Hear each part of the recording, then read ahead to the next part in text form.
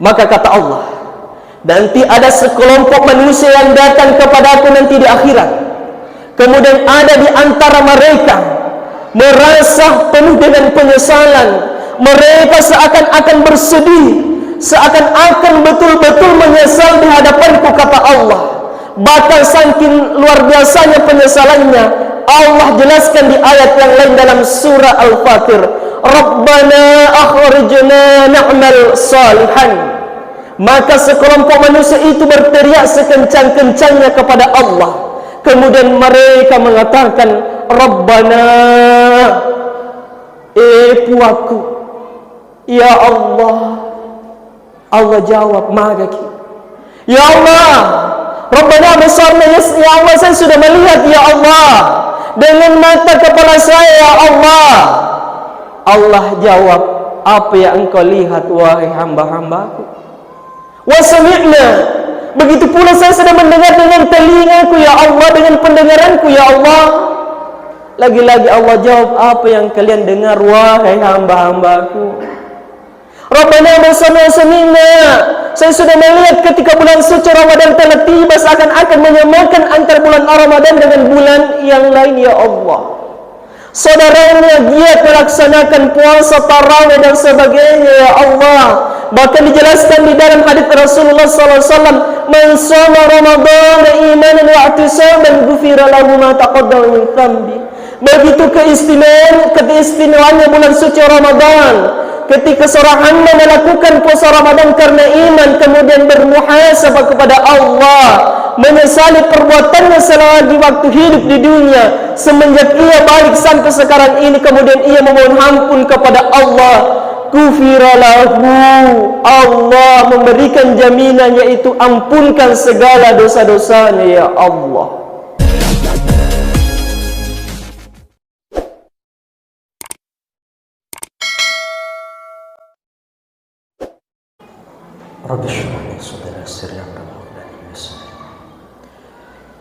Bismillahirrahmanirrahim. Assalamualaikum warahmatullahi wabarakatuh. Madodo sedih. Cicak nih. Yang menjawab salam saya, semoga Allah Subhanahu wa taala ketika Allah menguji kita dengan berbagai macam masalah, semoga Allah mengangkatnya, amin. Ketika Allah menguji kita dengan mungkin ada sesuatu yang lain dalam permasalahan keluarga, Allah menyelesaikannya segera, amin. Assalamualaikum warahmatullahi wabarakatuh.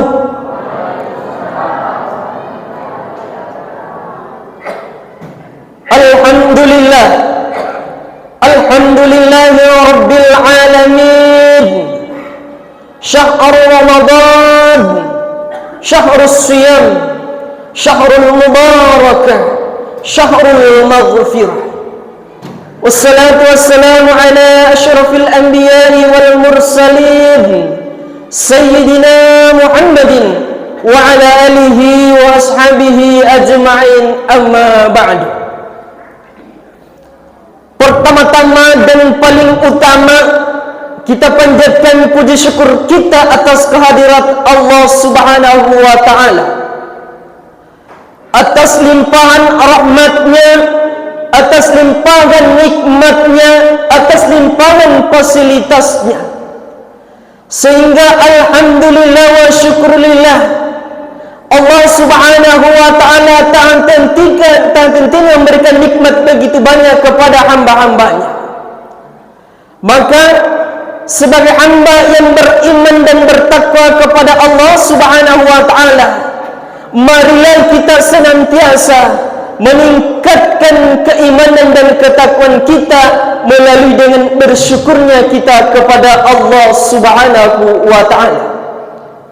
Salawat dan salam tak lupa kita kirimkan kepada baginda Rasulullah sallallahu alaihi wasallam. Allahumma salli wa sallim ala Sayyidina Muhammad, Nabi yang telah diabadikan di dalam Al-Quran sebagai suri teladan bagi kita semua. Begitu pula Allah abadikan di dalam Al-Quran sebagai rahmatan lil alamin. Wa ma arsalnaka illa rahmatan lil alamin. Jemaah tarawih yang sama-sama dirahmati dan dimuliakan oleh Allah Subhanahu wa taala. Tentu pada mari sengeni turi seseta makada kitalah termasuk hamba-hamba Allah Subhanahu wa taala yang termasuk hamba-hamba yang beruntung. Kenapa beruntung jamaah? Karena alhamdulillah di tahun 2022 ini Allah Subhanahu wa taala masih memberikan kesempatan kepada kita semua, masih memberikan kesempatan. Allah masih menyatukan nyawa dan tubuh kita. Allah masih memberikan kesehatan sehingga tahun 2022 ini alhamdulillah wa syukurillah Allah masih mempertemukan kita dengan bulan suci Ramadan. Bayangkan jemaah, di tahun 2021 mungkin ada saudara-saudara kita, keluarga-keluarga kita, anak kita. Mungkin kita bersama-sama di tahun 2021 sama-sama berpuasa, sama-sama melaksanakan salat tarawih berjamaah, sama-sama berbuka puasa. Tetapi bisa jadi ada di antara kita tahun 2022 ini, kita mungkin ada suasana yang berbeda. Artinya apa? Allah telah memanggilnya. Allah telah tidak lagi memberikan kesempatan menikmati bulan Ramadan tahun ini. Maka beruntunglah kita jemaah. Allah masih memberikan kesempatan untuk melaksanakan yang namanya amal-amal yang soleh. Amal-amal insyaAllah dilipat gandakan oleh Allah Subhanahu wa ta'ala. Jamaah tarawih yang dirahmati dan dimuliakan oleh Allah Subhanahu wa taala. Makanya Imam Ibnu Athaillah dalam kitabnya menjelaskan dalam Al-Hikam bahwa sesungguhnya ketika ada manusia menunda melakukan amal yang soleh, sekali lagi beliau mengatakan ketika ada hamba-hamba manusia melakukan atau menunda melakukan amal-amal yang soleh dan mencari waktu-waktu yang luang, maka kata beliau itu adalah merupakan bentuk kebodohan jiwa. Merupakan bentuk kebodohan jiwa, kata beliau. Kenapa? Allah masih memberikan kesempatan untuk melakukan amal soleh, tetapi tidak mempergunakan dengan baik. Mungkin ada di antara kita dalam keseharian kita mungkin terlalu sibuk dengan pekerjaan, sehingga mungkin ada di antara kita terbesit dalam diri kita susah untuk melaksanakan yang namanya amal-amal yang soleh. Tetapi kata beliau, inilah hamba-hamba yang tergolong sebagai hamba-hamba yang memiliki yang namanya kebodohan jiwa di dalam dirinya. Kenapa hal demikian beliau mengatakan? Maka sangat jelas sejalan dalam firman Allah Subhanahu wa taala dalam surah As-Sajdah ayat 12. A'udzu billahi minasyaitonir rajim. Bismillahirrahmanirrahim. Walau tara idhil mujrimuna nakisu ru'usihim 'inda rabbihim rabbana absarna wa sami'na farji'na na'mal salihan inna mungkin. Maka kata Allah, nanti ada sekelompok manusia yang datang kepadaku nanti di akhirat. Kemudian ada di antara mereka merasa penuh dengan penyesalan. Mereka seakan-akan bersedih, seakan-akan betul-betul menyesal di hadapanku, kata Allah. Bahkan saking luar biasanya penyesalannya, Allah jelaskan di ayat yang lain dalam surah Al-Fatir, Rabbana akhrijna na'mal salihan. Maka sekelompok manusia itu berteriak sekencang-kencangnya kepada Allah. Kemudian mereka mengatakan, Rabbana, Puaku, ya Allah. Allah jawab, magaki, ya Allah, Rabbana besarnya, ya Allah, saya sudah melihat ya Allah dengan mata kepala saya ya Allah. Allah jawab, apa yang engkau lihat wahai hamba-hambaku? Wa sami'na, begitu pula saya sedang mendengar dengan telingaku ya Allah, dengan pendengaranku ya Allah. Lagi-lagi Allah jawab, apa yang kalian dengar wahai hamba-hambaku? Rabbana sami'na, saya sudah melihat ketika bulan suci Ramadan telah tiba, seakan-akan menyamakan antara bulan Ramadan dengan bulan yang lain ya Allah. Saudaranya giat melaksanakan puasa, tarawih dan sebagainya ya Allah. Bahkan dijelaskan di dalam hadis Rasulullah SAW, man shoma Ramadhana imanan wa ihtisaban ghufira lahu ma taqaddama min dhanbi. Begitu keistimewaannya bulan suci Ramadan. Ketika seorang hamba melakukan puasa Ramadan karena iman, kemudian bermuhasabah kepada Allah, menyesali perbuatannya selagi waktu hidup di dunia, semenjak ia balik sampai sekarang ini, kemudian ia memohon ampun kepada Allah, ghufira lahu, Allah memberikan jaminan, yaitu ampunkan segala dosa-dosanya ya Allah.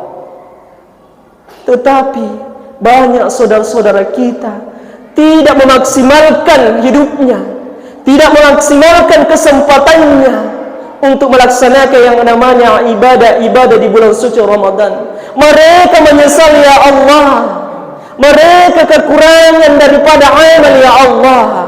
Maka kata Allah, jadi magan. Ya Allah, saya juga sudah melihat orang yang enggan melaksanakan salat ya Allah, orang yang durhaka terhadap anak, yang durhaka terhadap orang tuanya ya Allah, istri yang durhaka kepada suaminya ya Allah, orang yang selalu memutuskan silaturahimnya ya Allah, orang yang selalu menanamkan dengki di dalam dirinya ya Allah, kesombongan di dalam dirinya ya Allah. Semoga kita tidak termasuk golongan-golongan ini di depan Allah. Kemudian Allah lagi-lagi menjawab jamaah. Jadi apa kesimpulanmu wahai hambaku? Apa maumu wahai hamba-hambaku? Bukankah saya ketika saya berikan engkau kesempatan hidup di dunia, saya berikan umur jatah hidup cukup lama di dunia. Mungkin ada di antara kita jamaah umur 30 tahun, bahkan 40 tahun, 50 tahun, 60 tahun, bahkan bonus. Tetapi mungkin banyak di antara kita tidak merenungi kehidupan kita ini, tidak mempersiapkan daripada apa yang nanti kita bawa di akhirat. Makanya maka di andreguta to macilaka to orang-orang yang tidak menyiapkan dirinya menghadap kepada Allah di umur-umur 40 tahun, 50 tahun. Orang-orang nanti ini adalah golongan yang menyesal depan Allah Subhanahu wa taala. Maka sangat jelas na'mal salihan. Maka seorang hamba ini mengatakan pada Allah, ya Allah, kembalikanlah saya di dunia ya Allah. Paling suka apa merilino puang.